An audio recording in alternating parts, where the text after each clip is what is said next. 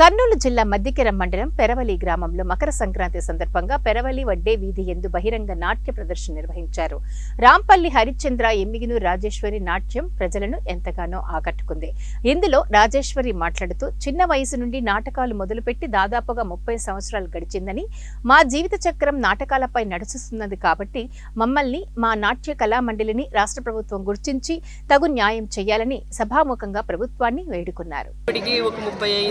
అవుతుందేమో నేను ఈ నాటకంలో ఉండబట్టి ఇప్పుడు ఈ కొత్త వాళ్ళు వచ్చి మాకు నాటకాలు లేకున్నట్లు చేసినారు. మాకు చాలా బాధ అవుతుంది ఆ మాట మాత్రము.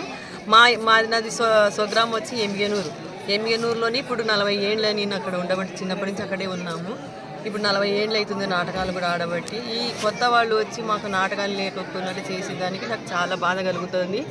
కానీ మన గవర్నమెంట్ ఏమైనా తరఫున మనకు ఈ కళకు నాటకాలు లేకుండా ఏమన్నా గవర్నమెంట్ నుంచి ఏమన్నా మాకు సహాయం చేస్తారని ఒక తోటి కళాకారిణిగా నేను రాజేశ్వరిని వేడుకొనిచున్నాను.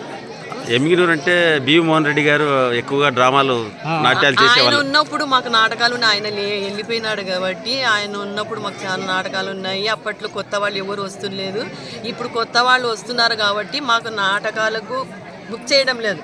ఆయనతో పాటు ఎప్పుడన్నా నటించారా? ఆయనతో ఏం అసలు నటించలేదు. మోహన్ రెడ్డి గారు ఆయన పెద్ద ఆయన, ఆయనకు మనకు చాలా తేడా కదా. కాబట్టి మనం ఆడింది లేదు. ఏమంటే ఆయన ఎమ్మెల్యే కాబట్టి ఆయనతో మనం ఆడింది లేదు. ఊరికే నాటకాల కాడ వస్తున్నాడు, చూస్తున్నాడు, మాకు సన్మానాలు చేసినాడు.